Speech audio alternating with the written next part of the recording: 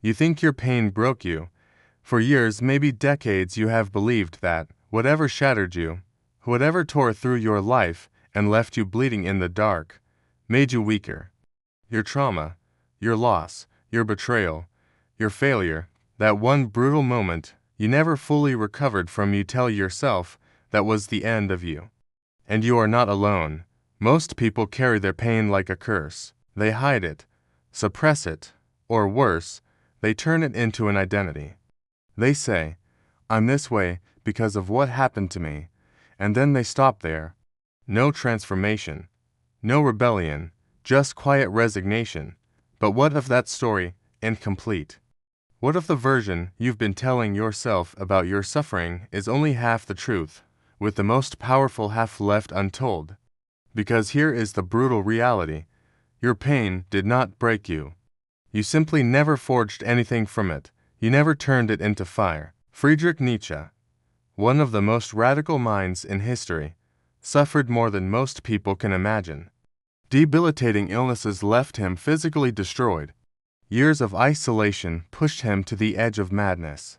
He was rejected not just by individuals, but by the intellectual world itself, and yet, he did not fall into victimhood. He did not numb his pain or run from it. He transmuted it. He turned suffering into power. Instead of asking, "Why did this happen to me?" he asked, "What strength can I build from this?" He did not bury his suffering. He used it to create ideas so powerful they still shake the foundations of philosophy today. Nietzsche introduced a concept you may have heard before: Amor Fati, love your fate. Not tolerate it, not merely survive it.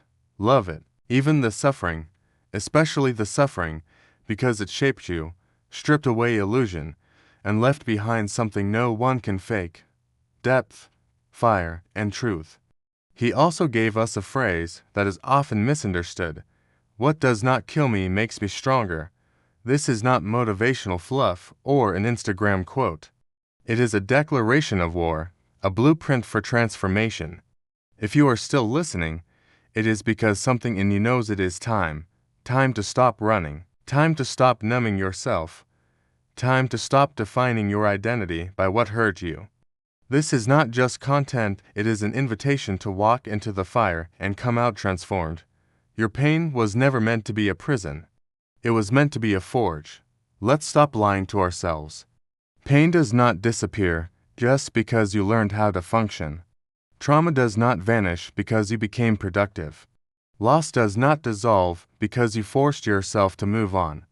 What happened to you didn't end, it went underground, and what is pushed into the dark does not become harmless, it becomes influential. It shapes your reactions, your fears, your relationships, your self-image, and the invisible limits you place on your own life. You tell yourself you are fine because you are no longer crying, because you wake up, go to work, smile when necessary, and keep everything under control. But control is not healing. Control is containment, and containment has a cost. Emotional numbness, chronic tension, a quiet, persistent sense that you are living beneath your true capacity. You don't feel fully alive not because you are broken, but because part of you is still frozen in the moment everything went wrong. Nietzsche understood something most people spend their lives avoiding: suffering itself does not damage you. What damages you is unresolved suffering, pain that is denied, suppressed, or turned into identity, does not disappear, it corrodes. It becomes resentment, self-doubt, and that inner voice whispering, "Don't try, don't trust, don't hope." Over time, that voice no longer sounds like pain. It sounds like you.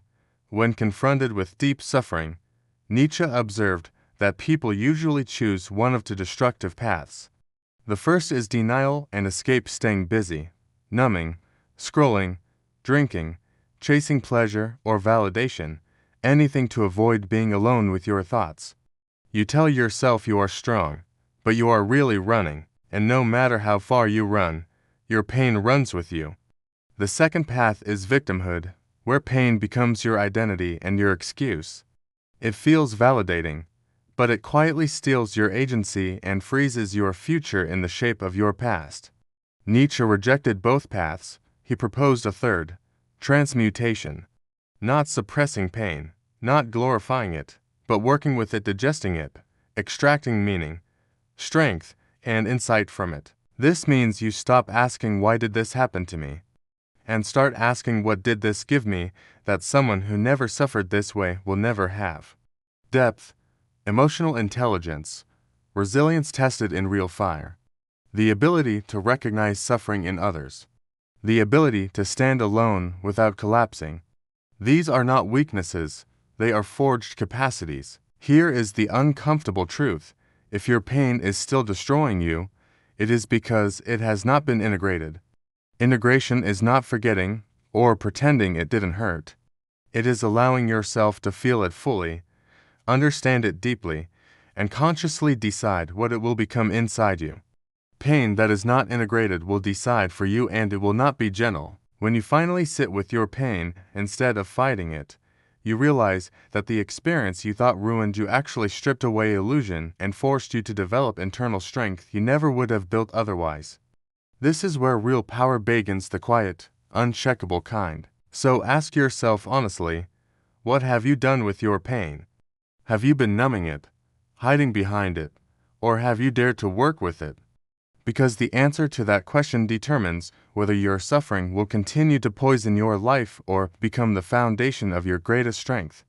This leads us to Nietzsche's most radical idea, Amor Fati, love your fate. Not acceptance, not tolerance, love. Love what happened.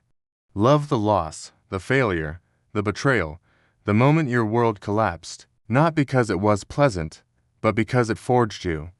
Once you stop wishing the past had been different, once you stop fighting the reality that shapes you, you become psychologically free. The past will not change, but your relationship to it can, and that is where your power lies. If you erased your pain, you would erase the person you became through it. You would erase the strength forged in darkness and the perspective earned in fire.